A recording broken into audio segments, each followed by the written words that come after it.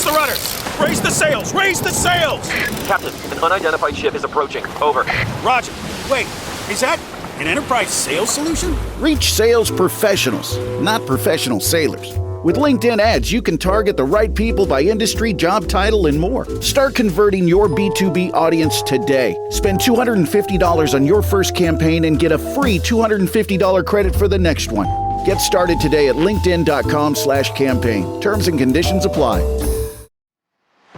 What's going on, y'all? It's your host, Will, coming back for a new episode of Field Note Fridays, powered by Bowtech. Refuse to follow. It's September, y'all. It's the greatest time of the year. A lot of y'all are heading out west to chase after bugling bulls and velvet muleys. And those that aren't, you're fixing to climb up in a tree stand, or you're going to be getting a ground blind saddle, however you may be doing it. But other than it being the greatest time of year, September is also Treestand Safety Awareness Month. And I felt that this was the perfect time to bring a podcast to y'all that would highlight this, because this is a time of year that y'all are thinking about that big buck that's on camera, and we tend to get a little complacent. We tend to forget. We tend to get a little lazy. I am guilty of this myself. I get lazy this time of year. You're wanting to get up in that tree stand, and you get up there and it's like, oh crap, I forgot my harness. Oh, I'll get up there. It won't happen to me this one time. I'll be extra careful. Well, y'all, I know a gentleman that did that. His name is Mr. Joe Baya, and I'm getting him on here to tell his story. And this is something that y'all don't want to take too lightly, especially for y'all that have a significant other. You got kids at home to think about. You got people at home to think about. So before you climb up in that stand, I got Joe on here to tell his story, give some tree stand safety tips, things to think about before you get vertical, because these are all things you need to consider. Think about those people at home that you love. You don't want to see them go through something terrible. And so y'all, just remember to be safe. It's our favorite time of the year. I wish you all good luck. I'm gonna quit rambling, and here is our man Joe to bring his story and tree stand safety tips to you. Well, Joe, you ready to get this thing going? Yeah, sure. Whatever you are. All right, man. Well, Joe, really appreciate you just taking the time to hop on the HuntStand podcast with me today and talk about a variety of things, and specifically talking about tree stand safety awareness. September is upon us. It's the month for tree stand safety awareness. And so before we really dive into that, just thank you for hopping on the podcast today, man. Yeah, man. Glad to be here. Glad to talk about this. This is something that needs to get attention this time of year. And, maybe my story will scare some folks into paying better attention. Man, I'm very, very interested in hearing that story here shortly. But before we dive into it, I like to start out our podcast with what I call a 30-foot tree stand view, kind of like just like a 30,000-foot view. Kind of tell the listeners, who you are, what you do, and how you've gotten to where you are in life. Yeah, man. Well, my name's Joe Baya. I'm the publisher, editor-in-chief of Great Days Outdoors. We have a magazine, a lot of podcasts and web content, really just promoting hunting and angling throughout the country, but especially the Deep South here where I am. And, I've been a lifelong hunter and angler, grew up as a deckhand, fishing guide, and did that throughout my early adult life, and, kind of spent my 20s figuring out who I was and what I wanted to do and getting some business experience. And, Yep. And really just, early on in life, I wanted to be an outdoor writer. That was what I thought I wanted to do. I had a stack of hunting and fishing magazines in my room constantly, and really thought that was what I wanted to do. And went to school, kind of started out on that angle, and got some advice from some people in the industry that maybe I shouldn't do it, and listened to them for better or for worse. And as I got a little bit older, I realized this is what I wanted to do. And so, got back into the industry, kind of found a way to combine business with my passion, which is being outdoors really in any capacity. And that's where, how I ended up doing what I'm doing.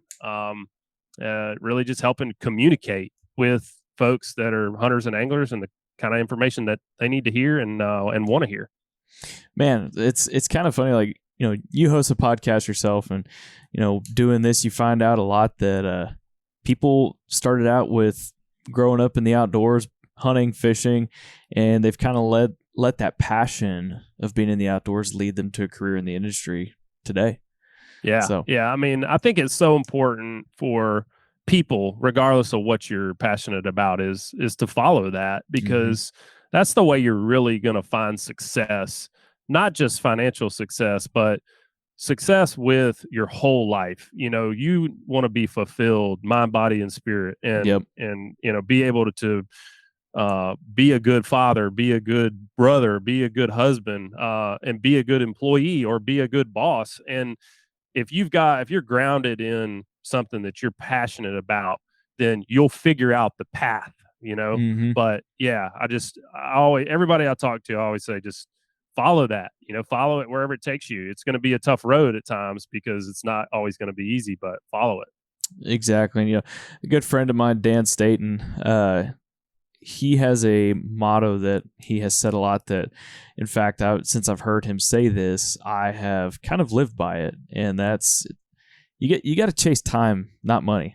Right. You chase time and you chase what you value, the money will follow. Eventually it will. So, yeah. Well, man, we're here to talk about tree stand safety. You've got a story. We're here to talk about what people should be thinking about, what they should be doing, especially those that this doesn't even just pertain to hunting. It even pertains to when you're hanging those stands. And so I think the way to start this podcast is telling us about your story and how your viewpoint on tree stand safety has changed. Yeah. So, growing up, I had a great mentor in hunting. And he was always, from day one, very focused on safety.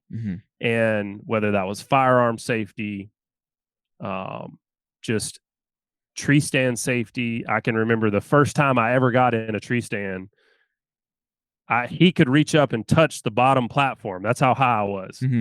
So I wasn't high off the ground, but he insisted to us, wear a safety harness. You have to have a safety harness on when you're hunting in a tree stand. Yeah.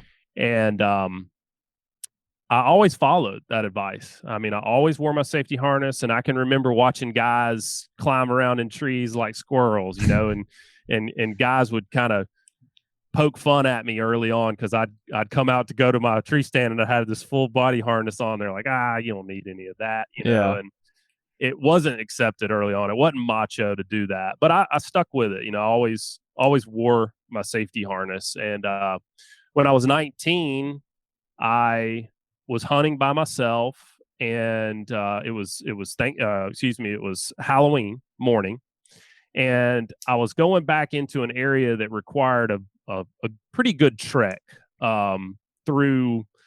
It was one of those hunts and one of those areas where you knew if you could get back in there undetected, it was going to be a good hunt, but you were pretty anxious about getting them back in there undetected, because you had to walk through some areas that were highly trafficked by deer just to get to where you wanted to be. And so I got up that morning, and I had went out and made my way in. It was just one of those crisp fall days, just perfect temp, light winds, just super, super excited to get in the stand. And kind of snuck my way in there, and I got to the base of my tree, and I realized I had forgotten my safety harness. I'd just forgotten to put it on. And, I got to this tree, and I probably hunted this tree, I'd guess 15 times over my life at that point.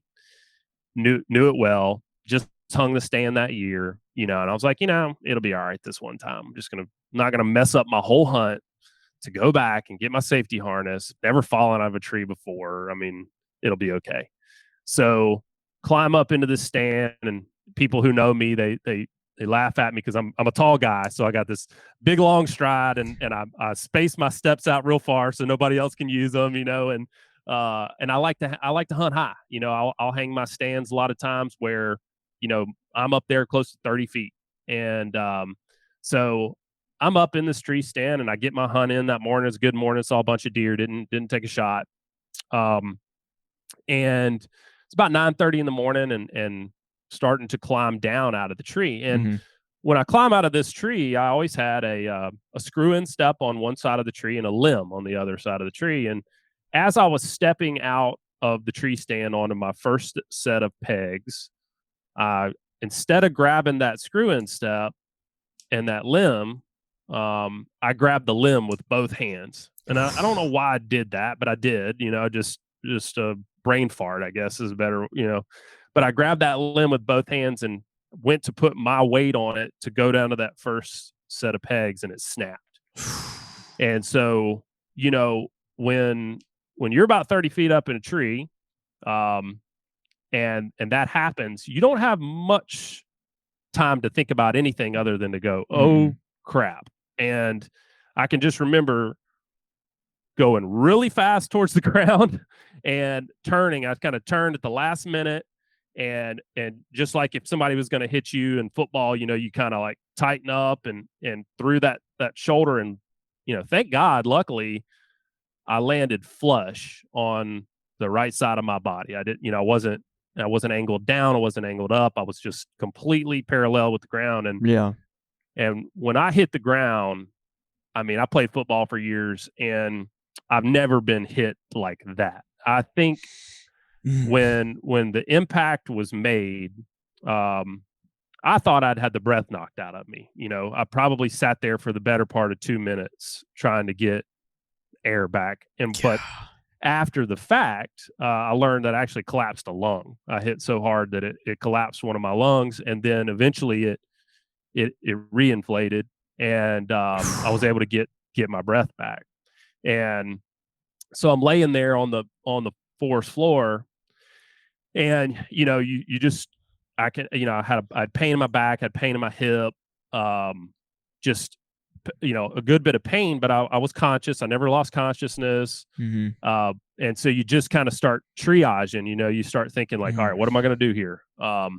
So, first thought was, well, I gotta get out of here. I got to get help. So, I was able to actually stand up using my bow, kind of like a crutch, and would get up. And when I did, if I tried to move, I would pass out immediately. And I woke up. I tried that twice, and I woke up twice, like with my face down in the leaves. And what was happening was, when I had fallen, I had broken my pelvis. Oof. And so when I would try to move, my pelvis would actually shift, and the pain from that was so intense that I would pass out. Holy cow! And so, couple times of that, and waking up with your face in the leaves, you realize, okay, this isn't going to work. And so then I just kind of got somewhat comfortable lying flat on my back, and every once in a while, every 5 to 10 minutes, I would just yell for help. And as I'm laying there, I'm thinking, number one, I'm thinking about my family, and I'm thinking like, they're not gonna, you got to think this was back before everybody was carrying around cell phones. It didn't have a cell phone. It didn't have any way to communicate with anybody. So I'm thinking, all right, it's 10 o'clock in the morning. No one expects me to be home until tonight after the afternoon hunt. And we weren't calling out and texting or anything like that. So I figured, maybe around 7, 8 o'clock that night, people would start going, where's Joe? And all my family members were 3 to 4 hours away. So, I'm thinking, all right, they're going to figure this out late in the evening. They're going to come look for me. They're going to send somebody my way. There's going to be somebody out here looking for me in the middle of the night, maybe early tomorrow morning. So I need to get prepared to kind of spend the night in the woods tonight. And no water, no food, just nothing. Mosquitoes were eating me up. And so, I just kind of started doing that and preparing myself for a night in the woods, hurting. And thank God, luckily, I kept calling out. About 3 o'clock that afternoon, somebody answered one of my calls. I yelled help, and somebody said, where are you? Back. And I'm thinking, oh my God, somebody's heard me. Like, serious. Yeah. And so luckily for me, I was hunting in a lease at the time, and we had a sign in, sign out board where everybody, you kind of put your pin on the map, and you sign out your 100-acre, 200-acre section that you're going to hunt that day. And it was just me and another group of guys, two brothers that were in the camp that morning, and they were getting ready to leave to go home. It was a Sunday afternoon, and they were getting ready to leave, and they they looked down at my camper and they saw that my truck was still there. And so they assumed I was in my camper, and they went in to sign out, and they signed themselves out, and they saw that I had not signed my section out. And so they drove down to my camper just to say goodbye. And I wasn't there because I had taken a UTV out that morning. And they realized at that point, oh, he's not back. And so that was how they found me. They came to the area that I had signed out, and they heard me calling out. I was way back in the woods, and they found me. So I laid in the woods from about 9:30 till around 3:30 that afternoon. Thank God, they found me, and they were able to fashion a stretcher of sorts from a ladder and some aluminum roofing, and were able to use a 4-wheeler to get me out of the woods and get me out to where an ambulance could get me to a hospital. And luckily for me, I did have I fractured 2 vertebrae, fractured my pelvis, broke my foot, and collapsed that lung, and I had lacerations on my liver and on my spleen, and spent 5 days in intensive care. Went home. 10 days later, my spleen ruptured. And nearly died from that. Luckily that happened at home, and so I was able to get in, have it removed, and stop the bleeding and get blood transfusions and everything that had to happen. But if that would have happened in the woods, if my spleen would have ruptured, then we wouldn't be having this conversation. So luckily for me, a lot of things went right on a day where one thing went wrong, and it has affected my health up to this point. Not having a spleen, your immune system's weak. I actually just got over COVID. That was a lot harder than it should have been. I've had to deal with those things, but I'm lucky in that day to day I don't have a lot of issues with it. But it has definitely affected the way I approach just safety as a whole, and Treestand safety, of course, lumped into that. Man, I don't know what your religious affiliation is or whatnot, but God was watching out for you that day. No doubt, man. And a lot of people, you hear people talk about brushes that they may have with death, and you've heard the old adage of your life flashes before your eyes. And what I would say is that it does flash before your eyes, but not in the way that Hollywood would portray it. Like when you got 6.5 hours laying in the woods, you got a lot of time to think about like what you're not doing right, if you're not treating people right, if you got some things you need to clear up with anybody that you care about. And luckily for me, at 19, I got a wake-up call that I needed to live my life right, and I'm not guaranteed tomorrow. And so, going back to what we talked about at the beginning, following your passion, we all got a finite amount of time here. Yep. And if you're not going after something that you want to go after, get started. If you're not treating somebody the way you want to treat them, fix it, apologize, do all those things. And that was something that this fall taught me. That was the bright spot about this.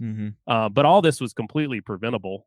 And hopefully, some of the things we can talk about today will prevent somebody from having to go through this. What do you? I know you look back on that moment, but that one decision of, oh, it's okay this one time to go up there. Oh, it'll be fine just this one time. How often do you think back on that decision? All the time, because it's usually when I think about it is when I'm faced with something similar to that again. Like I'll give you an example. Was up on my place the other day, was running the tractor, came down a fire break, and had an oak tree that had fallen over. And jump out, grab my chainsaw, go and cut the oak tree up. And I didn't put my hearing protection on, I didn't put my chaps on, didn't put my eye protection on. And I cranked that chainsaw up, and I started to get to work, and I go, you know what? I don't have my safety equipment on. And my younger self would have just cut the tree up and everything would have probably been fine. And I'd have moved on about my business. But I went over and I got my chaps and I got my hearing protection and my eye protection because, the same exact scenario can play out. That chainsaw bucks back on you and you sever an artery and you bleed out right there in the woods. Totally preventable. So I think about it a lot. I think about it for myself, but I also think about it for my 2 young boys. We got a 4-year-old and a 1-year-old now.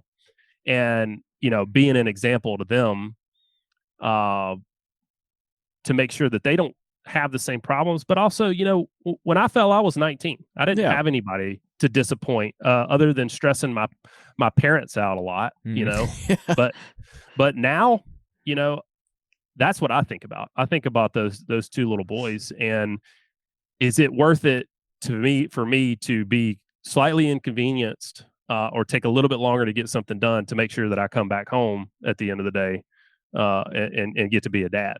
That's the kind of stuff that I think about. And so, affects me every day. It's affected the career I've gotten into, just again, you're not guaranteed tomorrow, but no, don't end it shorter than you have to.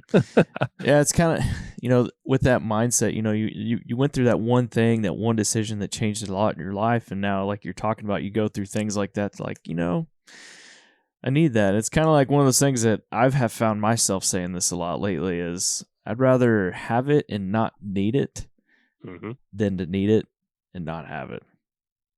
No doubt.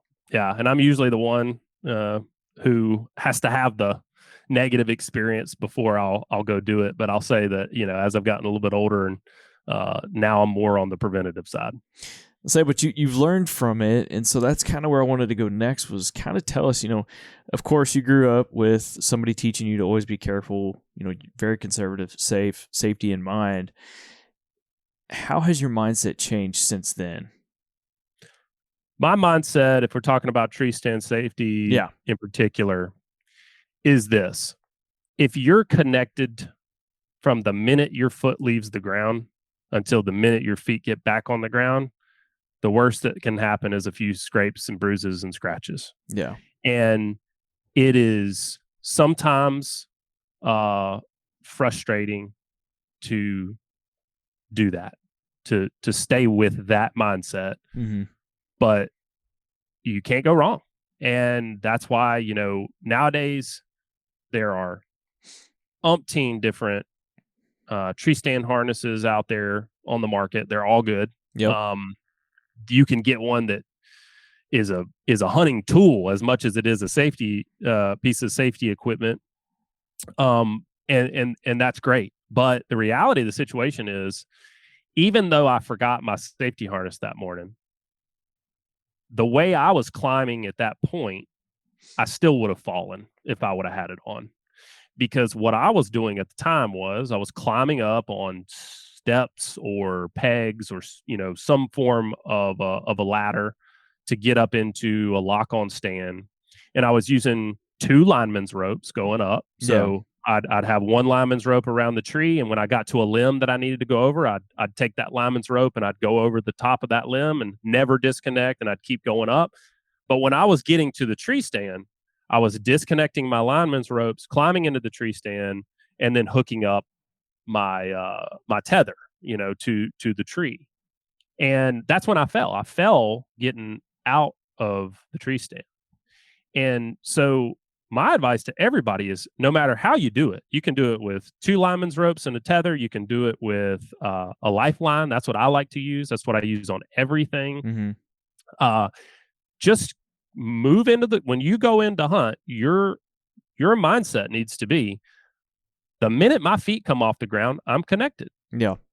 And I fell from 30 feet, but you can get hurt really bad falling from 6 feet if you land wrong. Yeah. I mean, life changing. And I mean, heck, man, I saw a picture just the other day of a hunting brand. I'm not going to say who, but it was a guy. I know it was just a picture and it was probably just taken for marketing purposes, but the guy was already 4 feet up in a ladder stand, a leaning stand with no harness on.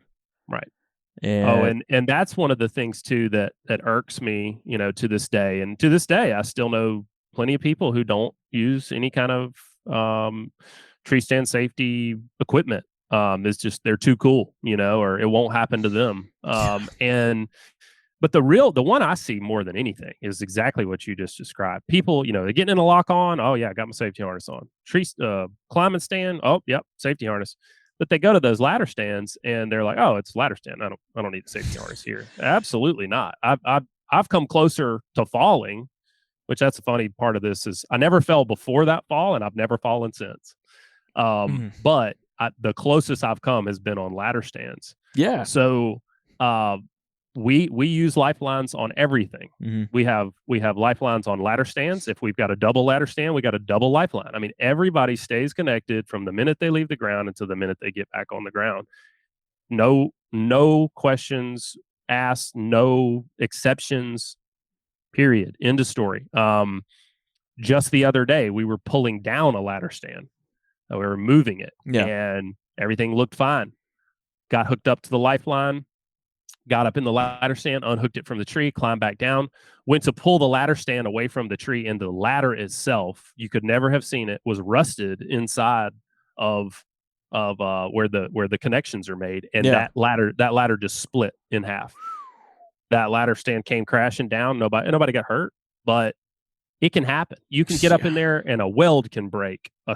You can get in there and a cable can break. You can get in there and squirrels have chewed a ratchet strap to the point where you put my 250 pounds on it and it breaks. You could just lose your balance. You could fall asleep.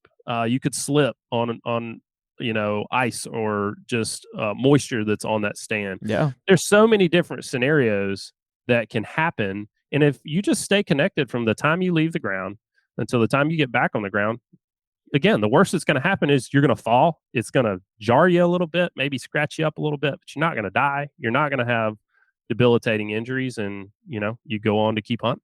Yeah, exactly. And it's talking about those ladder stands. I mean, that's like you said. I've probably had some of my closest calls to falling off of one, putting it up. Yep. Preseason. Yeah, that's another funny thing about us hunters and hunters I watch every year. It's like when they go to hunt, they got that safety harness on. But for some reason, when we're moving stands around or taking a stand down, it's like, oh, well, that it doesn't apply to them. I don't get it. Negative. It's just real simple. I mean, I know I've said it a bunch, but when your feet leave the ground, be connected. Yeah. When your feet get back on the ground, disconnect. If you do that, you can't go wrong. And yeah, you may have to run back to camp and get something you need to be able to do that. It may cost you a trip, but I promise you, that's better than an ambulance ride. It's better than an ambulance ride. It's better than what happens when you fall. Yeah. Yeah. It's just, man, those ladder stands, they can be sketchy. I mean, I don't know what it is. It's once you get that thing leaned up against it, you can feel your whole weight shifted. And that's where I've had some of the closest calls, I guess you would say. I'll tell you a little trick with ladder stands that I like to use if the tree will allow it. Is a lot of times, what we do is we get that ladder stand, we get a buddy or a couple of buddies, and we tilt it up and we walk our hands up the ladder stand and lean it up against the tree, and then you get a couple people down at the bottom and they're holding it, and you climb up there and you get that first strap tightened and okay, we're good now. Well, what if your buddies just don't hold it well? What if you get up there and that weld breaks? And you've got to have that initial setup. So this is what I like to do when it comes to ladder stands. Yeah. If the tree will allow it, I take a climbing stand and I hook it up to the tree. I hook myself up with my safety harness and I climb up the tree to where I'm going to have that ladder stand set.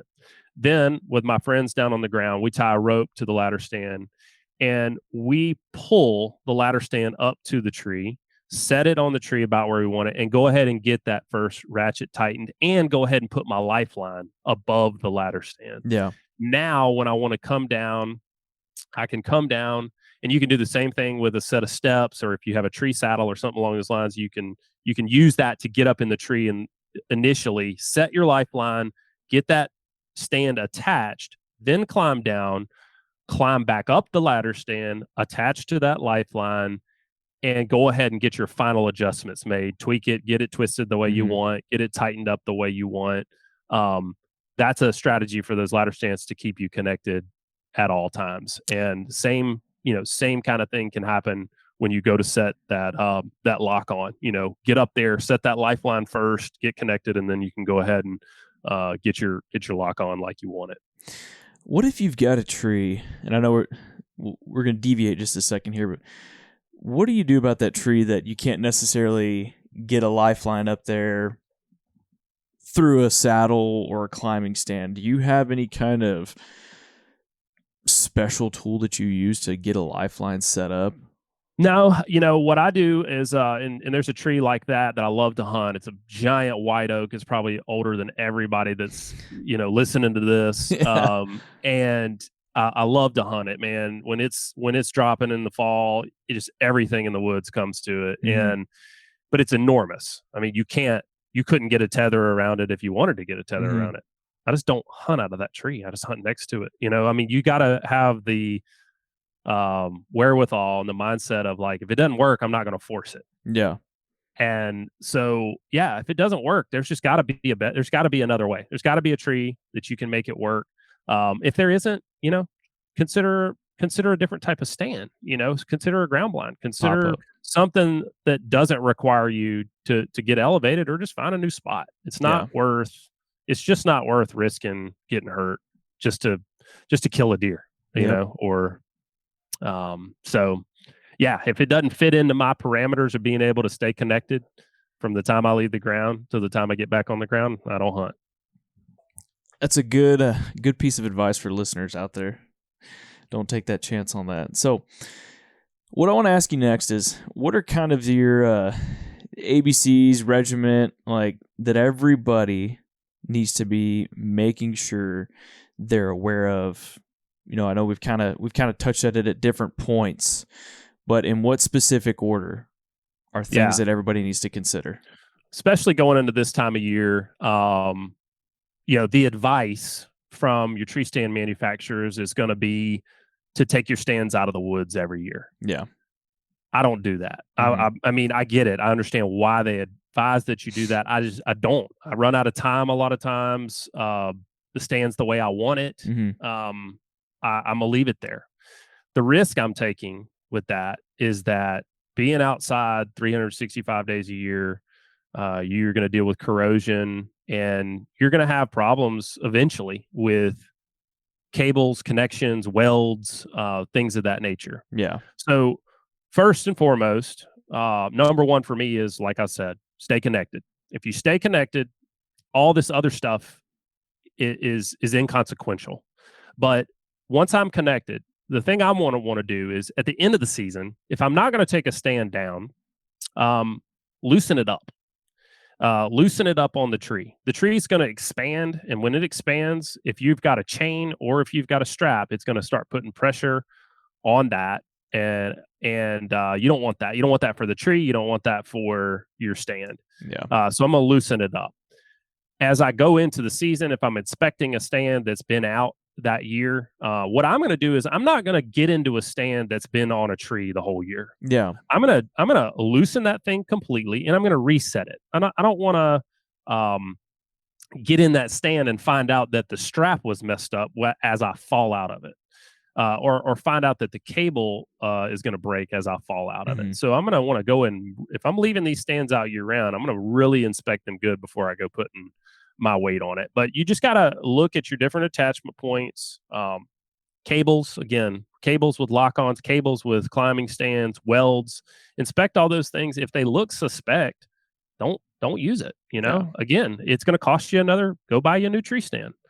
So what? It's better than a hospital bill. It's better than cheaper than that. All that stuff. You don't want to sit there laying in your hospital bed realizing you're there because you're being cheap. So go get a new tree stand. If you don't want to have that problem, take your tree stands out of the woods every year. So that's my thing, man. If you stay connected, you can't go wrong.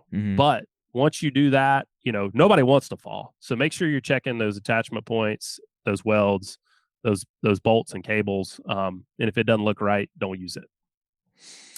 Good words to live by, because I mean, I'm guilty of it where I just assume everything's okay. I've climbed up in a tree before without a harness, setting them or cutting limbs, thinking it's going to be okay. And when I read a story like yours and others, and I hear about other things, like, really makes you think twice, especially now that I have a 2-year-old in the picture. So I mean, it really changes your perspective on how that is, and I definitely encourage anybody out there, and especially our listeners, you got to do these things. There's not enough people out there that are just honest about what they're really doing in the woods. And I mean, like I was telling you before, I leave tree stands up all year long. I do. I mean, I know that's not the best practice, and this is coming from a guy who has fallen out of a tree, but because I'm either, out of convenience, out of laziness, however you want to, dice it up, I do that.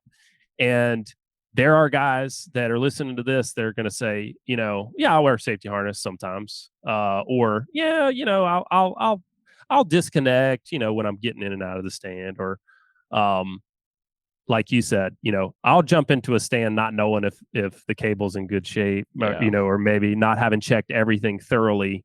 And that's all it takes, man. That's all it takes is just that one time. And so if there's anything I can leave people with is just kind of just have that in your mind when you're doing these things. And it's not just tree stands. I mean, tree stands are what we're talking about today, but it's everything when it comes to safety. Is you do not have time to react when something happens. There's no reaction time. You are not going to, catch it. You're not gonna be able to deal with it. And so try to just slow down, see around these corners, and don't put yourself in these scenarios to begin with. And make sure you got all your protective equipment, whether you're running a chainsaw or climbing a tree stand. Man, we're out there to have a good time. We're out there to enjoy being in the outdoors. And I can tell you that if you ever have to see the way your family looks at you when you're hurt, or if you've ever, God forbid, had a child that has gotten hurt, it's not the way you want to have that experience in the woods. You don't want to put that on something that you enjoy so much. So just take your time, slow down, and everything will be fine. Yes, slow it down, and it's okay to pay an extra trip back to the cabin, or just like you said, do all those things. It's a lot better than a hospital trip. So I got a question for you. Have you ever been back to that tree since that accident? I actually, when I fell, a lot of people were asking me, "Are you ever going to climb a tree again?"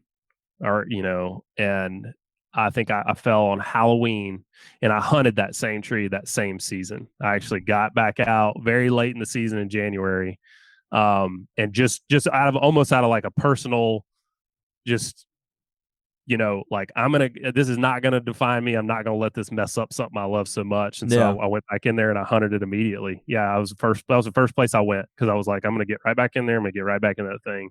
And yeah, I just it was my fault. It was a preventable thing that was my fault. And it's nothing to be scared of, but you just have to take, you got to take those precautions, and don't let the same mistake happen again. And gosh, hear my story and don't let it happen to you.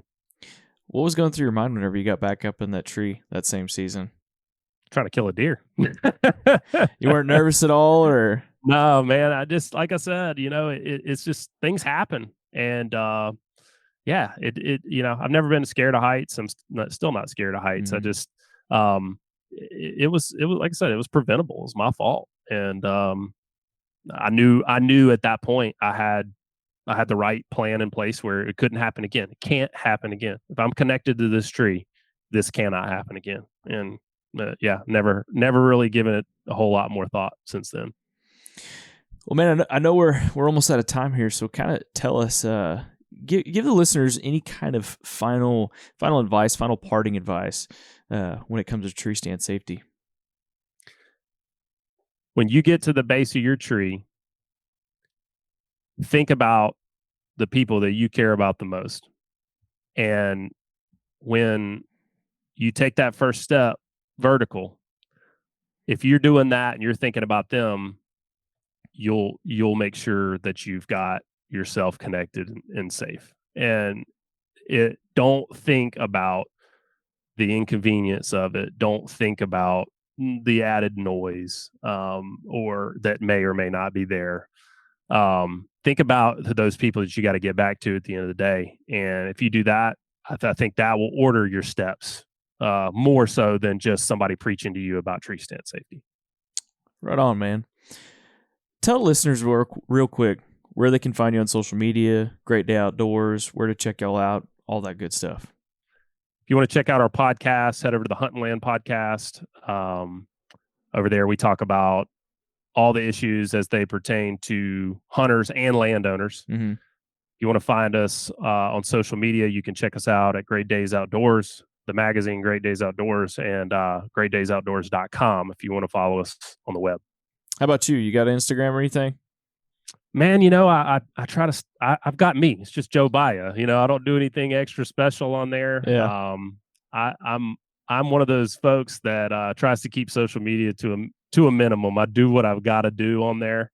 But yeah, I'm trying to be out in the woods. So hopefully I'm not on my phone too much.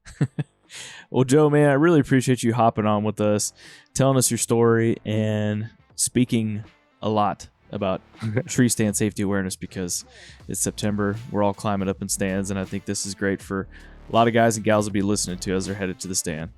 Thanks for having me on, man. I really appreciate it, and wish everybody a safe and successful season. All right, y'all, there you have it. Hopefully you're going to take what Joe said today, and you're going to take it to heart and think about it before you climb up in that stand. Don't forget your harness. Don't forget your lifeline. Be safe. Good luck this fall. We wish you all good luck. We can't wait to see tall tines down and big smiles. Thank y'all for tuning in this episode of Field Note Fridays, powered by Bowtech, and we'll see you on the next one.